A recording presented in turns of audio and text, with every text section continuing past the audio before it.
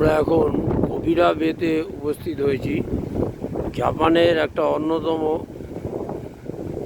দ্বীপ ইশিগাকির একটা অঞ্চল হচ্ছে কবিরা বে।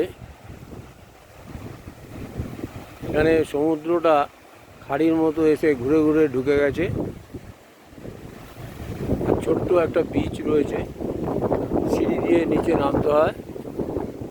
আর সমুদ্রের জলের অপরূপ কালার দেখা যাচ্ছে।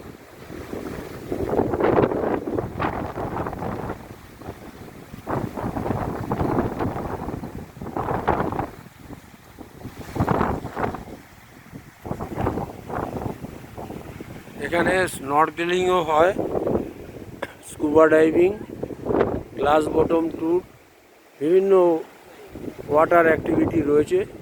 কিন্তু ওয়েদার খুবই খারাপ, এখানে টাইফুন চলছে গত কয়েকদিন ধরে, যার জন্য এখানে টুরিস্টরা খুবই অসুবিধার মধ্যে পড়ে গেছিলো। আজকে ওয়েদার খুব একটা ভালো না, বৃষ্টি চলছে, তার মধ্যেই আমরা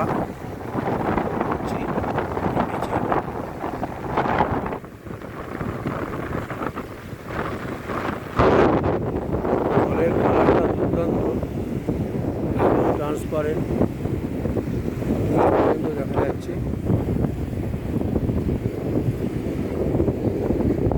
পাশে কেয়া গাছের জঙ্গল আর ম্যানগ্রোভ ফরেস্ট রয়েছে। অনেকটা আমাদের আন্দামানের সাথে মিল আছে। নীল আইল্যান্ড বা হ্যাভলক, এগুলোর সাথে অনেকটাই মিল আমরা পাচ্ছি খুঁজে।